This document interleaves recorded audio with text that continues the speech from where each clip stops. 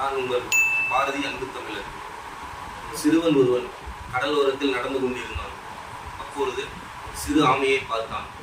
அந்த ஆமையை தன் கைகளால் எடுத்து விளையாட அவனுக்கு ஆசை. ஆனால் அந்த ஆமையோ அவனை கண்டதும் தலைகளையும் கால்களையும் தன் ஓட்டுக்குள் சென்று விட்டது. ஆனால் சிறுவனோ அதை எடுத்து குச்சியினால் குத்தி கொண்டிருந்தான். அவன் மாமா அந்த வழியே வந்தார்.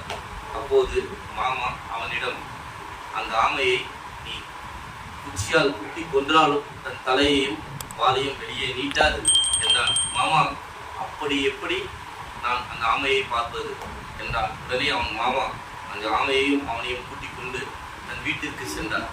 வீட்டில் சமையல் அறையில் ஒரு கதகதப்பான இடத்தை அந்த ஆமையை விட்டார். ஒரு சில நிமிடங்களில் அந்த ஆமை தன் தலையையும் வாலையும் நீட்டிக் கொண்டு நடந்தது. மாமா, இது எப்படி சாத்தியம் என்றான் அவன். உடனே அவனது மாமா, தம்பி, ஆமை மட்டுமல்ல, மனிதர்களும் தன் குணத்திற்கு ஏற்றவாறு மாற்றிக்கொள்வார்கள். அதனால் அதனிடத்தில் நீ எப்போதும் அன்போடு இருந்து பார். அப்போதுதான் அவதுவும் உன்னை புரிந்து கொள்ளும் என்று கூறினார். இதே போலதான் நாம் அனைத்து மனிதர்களிடம் அன்புடனும் பாசமுடனும் நடந்து கொள்ள வேண்டும். நன்றி, வணக்கம்.